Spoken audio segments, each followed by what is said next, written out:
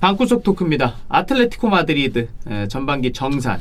저희가 정산 콘텐츠를 계속 찍고 있죠. 예. 또 주말에는 우리 또 김수민 선생님과 이명철 선생님이 또 친히 바이에른 뮌헨? 나와서 바이언 또 주말에도 회사에 나오는 모습. 네. 아직 신입사원으로서 그 뭐라 그러나요? 신입사원으로서의 그 뭐죠? 자세. 자세가 네. 되어 있다. 네, 자세가 된 사람이다. 아주 되어 있습니다. 네. 예. 네, 저도 사실 이제 그날 나오려고 했는데 안 나왔어도 돼요. 쉬세요. 네. 5시 중계를 이제 끝나고 집에 가다 보니 시간이 좀 애매해서. 그러니까 그 최근에 이제 종윤이 형이 잠시 사라져셔가지고 이제 어제 공지가 올라오긴 네네네네. 했지만 많은 분들이 걱정하셨어요. 저희가 이제 영상 중간 중간에도 알게 모르게 이제 종윤이 형이 왜 빠졌는지를 말씀해 드렸는데 그거를 못 보시는 잘 안 들으시더라고요. 분들이, 있더라고요. 그래가지고 종윤이 형이 되게 뭐 안 좋은 일이 있나라고 생각하시는 분들이 꽤 있었어요. 이제 일정 내에 빠졌다라고 저희가 얘기를 했죠. 그래서 그 월요일 영상은 저랑 수빈이 형이랑 둘이 다 찍었었고 오늘은 저희가 이제 아틀레티코 마드리드 정상 컨텐츠를 2명이서 또 찍게 됐습니다. 맞습니다. 전반기 성적을 먼저 보고 갈게요. 리그에서는 20경기 9승 6무 5패 4위인데 팀 득점은 33개로 전체 2위. 네. 근데 실점이 24실점으로 11입니다. 네, 아니 저도 이거 실점을 기록을 좀 찾아봤어요. 네. 아틀레티코가 11-12 시즌 이후 처음으로 최소 실점 3위권 파. 그러니까 11-12 시즌의 최소 실점이 바르샤, 레알, 그리고 발렌시아, 꼬마 이렇게 순서고 아틀레티코가 이때 최소 실점 4위였거든요. 그 이후에 14-15 시즌에 2위 한 번, 19-20 시즌에 2위 한 번 하고는 다 최소 실점이었어요. 근데 올 시즌은 좀 많이 내려왔더라고요. 많이 내려왔죠. 그러니까 수비력이 그만큼 안 좋다라고 저희가 해석을 해야 될 것 같고요. 챔피언스 리그는 2승 1무 3패로 16강에 진출했습니다. 이 조가 포르투, AC 밀란, 리버풀이었잖아요. 그쵸. 정말 물고물 리버풀은 그냥 일찌감치 레이스를 끝났고 전승이니까. 예. 포르투, 밀란, 아틀레티코 어떤 팀도 다 올라갔죠. 나름의 가능성이 맞아요. 있었던 최종 라운드였는데 일단 사비치가 지난 시즌 16강 그 2차전 때 리디거를 그 엘보 어택을 한번 했죠. 그래서 다이렉트 퇴장을 당하면서 4경기 출장 징계를 먹었었습니다. 그래가지고 경기에는 나오지 못했었고 네. 그리즈만이랑 이 펠리피가 리버풀과 2연전에서 나란히 퇴장을 당했습니다. 그쵸. 그래서 아틀레티코는 챔피언스리그 일정 자체 올 시즌만 놓고 보면은 진짜 힘들었어요. 그러니까 그 부상자도 있는데 이러한 징계 때문에도 더더욱 라인업 짜기가 좀 어려웠어요. 그렇죠. 네. 그리고 코파델레이는 16강에 진출해 있는 상황입니다. 자, 리그 기준 출전 시간 베스트 11을 한번 살펴보겠습니다. 이거는 리그 출전 시간이에요. 투톱에는 수아레스와 앙헬 코레아 각각 1000분이 넘는 시간대를 기록을 했고 중앙에 5명의 미드필더를 보겠습니다. 왼쪽이 카라스코, 네. 중앙에 토마르마, 코케, 로드리고 데파울, 그리고 오른쪽은 마르코스 요렌테가 순서대로 이제 기록을 했고 그 출전 시간 순서는 아니고 그냥 라인업 순서대로. 네, 왼쪽부터. 네, 그리고 세이백은 에르모소, 그리고 펠리피, 여기에 사비치까지 나왔습니다. 그리고 골키퍼는 당연히 오블랑이 나왔죠. 센터백은 원래는 호세 히메네스가 이제 주전인데 히메네스가 수비력은 좋아요. 네. 근데 부상을 달고 삽니다, 이 선수가. 이 선수가 부상당하는 건 솔직히 하루 이틀 일 아니고 그쵸. 올 시즌만의 일이 아니에요. 계속 시즌을 거듭하면서 꾸준하게 부상이 있었기 때문에 근소한 차이로 펠리피가 출전 시간 기준 베스트 11에 이름을 올리게 됐습니다. 보면 히메네스가 932분을 뛰었고 펠리피는 965분을 뛰었어요. 그러니까 그 출전 시간 자체도 고만고만해요 보니까. 예. 그렇죠. 그리고 요렌테의 경우에는 저희가 여기 포지션상 배치는 오른쪽 윙백으로 해놨습니다만 미드필더로 출전했을 때 우측 메잘라로 나온 시간까지도 다 계산이 돼 있습니다. 네. 그리고 공격수는 수아레스와 코레아가 투톱으로 지금 형성을 하고 있긴 하지만 그리즈만도 884분을 뛰어서 출전 시간 자체는 비슷비슷해요. 그렇게 큰 차이까지는 없다라고 생각을 해주시면 될 것 같습니다. 전반기 정산하면서 사실 이 부분부터가 저는 하이라이트라고 생각하는데 가보죠 한번. 이번 시즌 최고의 선수, 최악의 선수 그리고 영입생, 여기에 감독 평가까지 한번 쭈르륵 보죠. 최고의 선수는 2명 있습니다. 네. 토마르마 그리고 앙헬 코레아입니다. 근데 경기력적으로만 생각을 한다면 저는 앙헬 코레아 쪽보다 토마르마 쪽을 조금 더 얘기를 하고 싶어요. 19-20 시즌까지 르마가 이제 그때 당시 저희가 영상 하나 찍었었는데 이런 영상이었어요. 그 이제 링가드가 그때 못할 때잖아요. 그래서 라리가의 링가드는 그치 그 얘기 소리 세리에 링가드는 누구냐. 그래서 그때 세리에 링가드 베르나르데스키 그리고 라리가 링가드 토마르마 그리고 그 분데스리가 링가드도 막 한 명 선정하고 그랬었어요. 근데 그때까지는 르마가 정말 좋지 못한 폼을 보였는데 지난 시즌에 시메온의 352 시스템에 좌잘라로 정착을 합니다. 그래서 일단 개인 능력 괜찮고 이 선수 자체가 올 시즌 하는 걸 보면 오프더볼 움직임이 엄청 발전했다라는 생각이 많이 들어요. 그러다 보니까 지난 시즌 라리가 우승의 주역이면 뭐 두말할 것도 없고 박스한 침투를 가져가는 것 그리고 뭐 결정적으로 찬스 메이킹 해주면서 동료 도와주는 이런 능력도 상당히 좋기 때문에 올 시즌에 부상으로 약간 못 나온 기간 있는 것만 제외하면 최고였다 라고 평가할 수가 있겠고 코레아는 솔직히 말해 이 선수는 기복이 좀 있습니다. 그래요. 기복이 좀 있어서 몇 경기 잘하면 다시 몇 경기를 못해요. 이런 게 반복이 되는데 그럼에도 최고의 선수라고 선정을 할 수밖에 없는 건 팀 내 득점, 도움 모두 1위. 공격 포인트가 많구나. 네, 포인트를 많이 양산하고 있고 최근 두 경기의 폼이 다 좋았어요. 네. 비아레알전에서 원더골 넣었고 그리고 라요 바이카노와의 경기에서는 멀티골을 넣으면서 지금 두 경기 연속골 기록하고 있습니다.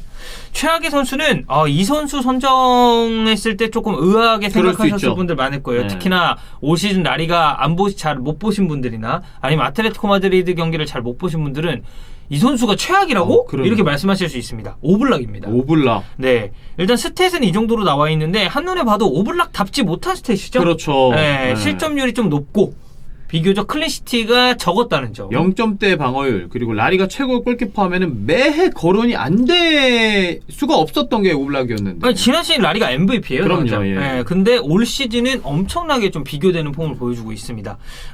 그 비아레알전을 생각해봤을 때도 PK를 맞긴 했는데 그 공중볼 경합, 그러니까 프리킥 상황에서 볼 처리를 잘못해가지고 파우토레스한테 어찌됐건 동점골을 허용하는 오블락이었고 예. 물론 아틀레티코 마드리드 수비진이 불안한 탓도 있어요. 그 불안한 탓도 있습니다만 지난 시즌 오블락이 기대 실점이 38개였습니다. 근데 실제 실점은 이거보다 13개가 적었어요. 그래요. 그러니까 오블락의 활약상이 나갔다. 대단했다는 얘기죠. 그쵸. 근데 그러한 활약상을 통해서 우승을 이끌었었던 시즌과 비교해봤을 때는 분명히 아쉬운 폼을 보여주고 있다라고 생각을 좀 해야 될 것 같습니다.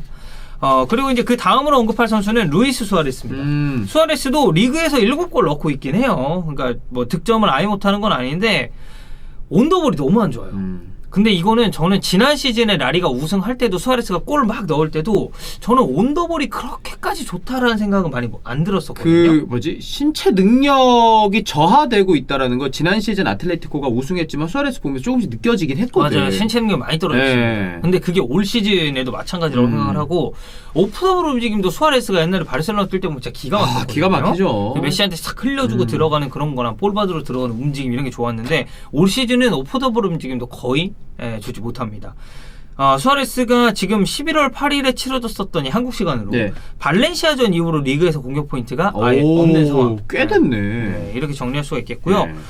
그 다음으로 한 선수를 더 선정해야 되는 건 그 오늘 이 자료 참고 자료를 보내주신 게 그 항상 저희 아틀레티코 마드리드 컨텐츠 할 때마다 그 도와주시는 에르모소 롱페스님 이분이 보내주셨거든요. 근데 에르모소가 최악의 선수입니다. 이거는 그 에르모소 롱페스님 헌정 픽으로 가겠습니다. 그래요. 3백의 좌측 스토퍼로 출전하고 있는데 이 선수가 사실 빌드업은 가능하거든요. 그래서 에르모소 롱페스예요. 네. 근데 빌드업을 제외하고는 대부분의 스탯이나 수치에서 좋지 못합니다. 특히나 수비력이 저는 에르모소가 예전에 이제 에스파뇰에서 뛸 때도 그렇게 수비를 잘하는 유형의 선수라는 생각은 안 했거든요. 근데 아틀레티코 마드리드에서도 이 수비력은 저는 팬들 입장에서는 만족하지 못할 수도 있다고 봐요. 그러다 보니까 이 에르모소 롱페스님이 에르모소를 또 최악의 선수 중에 한 명으로 선정을 또 하신 게 아닌가 싶습니다. 자, 그 다음에 이적생 평가인데 대표 딱 2명만 평가를 한번 해보겠습니다. 첫 번째는 로드리고 데파울. 이 3-5 시스템의 우측 메잘라 혹은 3-4-3 내지는 4-4-2 시스템의 중앙 투미들 중 한 축을 담당하고 있습니다. 팀 빌드업의 핵심 역할을 해주고 있고요. 스탯 생산력은 사실 세리에 때랑 비교했을 때는 약간 떨어졌어요. 그래요. 네, 약간 떨어졌고 키패스나 찬스 메이킹 하는 것도 좀 저하되긴 합니다만 아틀레티코 마드리드 팀 전체를 놓고 봤을 때는 분명히 데파울이 영향력을 미치는 부분이 꽤 많다. 라고 정리할 수가 있겠고요. 마테우스 쿠냐가 이제 공격수로 영입이 됐는데 이 선수가 이제 투톱 중에 한 자리로 나올 수 있긴 한데 지금 아틀레티코 공격진을 보죠. 수아레스, 그리즈만, 그리고 여기에 그 앙헬 코레아, 그리고 주안 펠릭스도 있습니다. 4명이 있기 때문에 지금 출전 시간 자체나 기회를 그렇게 많이 잡지 못하는구나. 근데 교체로 나왔을 때 전진성도 괜찮고 오프더볼 움직임을 놓고 봐도 이 선수가 되게 전형적인 타겟형 유형은 아니에요. 조금 더 저는 2선으로 기용돼도 잘할 수 있는 선수라는 생각을 하거든요. 그래서 활동량도 좋고 많이 돌아다니고 과감한 전진성도 보여주기 때문에 쿠냐는 이런 뭐 드리블 능력이나 오프더블 능력이나 이런 거를 바탕으로 점차 출전 시간 늘려가면 저는 라리가에서도 자리 잡을 수 있다? 네, 괜찮게 적응을 할 수 있을 것 같습니다. 자, 마지막. 네. 감독 평가. 감독 평가. 디에고 시메오네. 네. 시메오네 하면 좀 어떤 이미지인가요? 시메오네 아틀레티코를 레알 바르셀로나 2강 체제를 깨트린 인물이죠. 사실 이 킹중계 간만대라는 표현을 우리가 해준 게 썼잖아요. 얼만데. 네. 네. 근데 시메오네가 딱 이거의 전형이거든요. 아, 그럼요. 근데 지금 상황을 놓고 보죠. 이건 좀 해도 너무한다라는 얘기가 아틀레티코 마드리드 팬분 사이에서도 나올 수밖에 없어요. 해준 게 얼만데에서 이제는 해도 너무한데. 네, 그렇죠.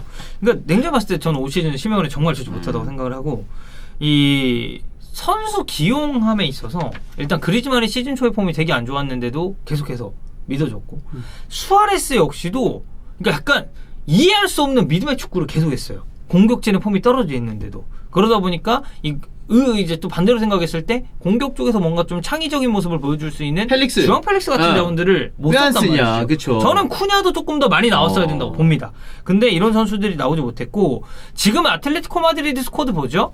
공격 쪽보다 수비가 더 안 좋아요. 그래요. 히메네스 계속 부상당하고, 그리고 뭐 사비치 있고 하지만 에르모스 뭐 수비력 당연히 도마 위에 올라있는 상황이고, 그러다 보니까 수비력적으로 아틀레티코가 실점률도 지금 눈에 보이고 있잖아요. 네. 스탯이. 근데 약간 앞선다 싶으면 지금 옛날 아틀레티코 생각하세요. 수비적으로 완전 전환을 해버린단 말이에요. 근데 예전에는 그걸 지켰단 말이야. 그게 됐어요. 그러니까 그게 아틀레티코는. 됐었는데. 근데 수비가 안정적이지 못하다 보니까 잠그려다가 실점해가지고 승점 드랍한 경기가 꽤 있습니다. 대표적으로 발렌시아전에서 3대1로 앞서고 있다가 추가 시간에 2골 얻어먹고 3대3 무승부. 그리고 마요르카전에서 1대0으로 리드하고 있다가 80분 이후에 2골 먹히면서 이걸 졌습니다. 이 경기는. 네. 그러다 보니까 시메오네 감독의 이런 전술적인 운용, 그리고 이 팀은 안 풀리면 무지성 크로스로 일관하는 아주 나쁜 습관이 있어요.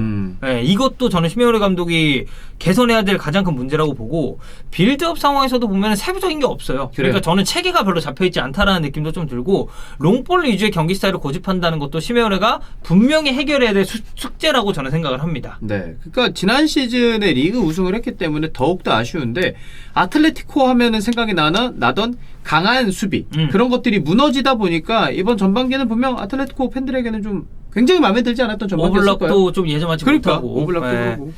시메오네 감독이 좀 언제쯤 좋은 폼을 통해서 이런 상황을 타개를 할지. 맨유랑 붙잖아요, 잼스. 그렇죠. 근데 그것도 재밌을 거예요. 네. 네.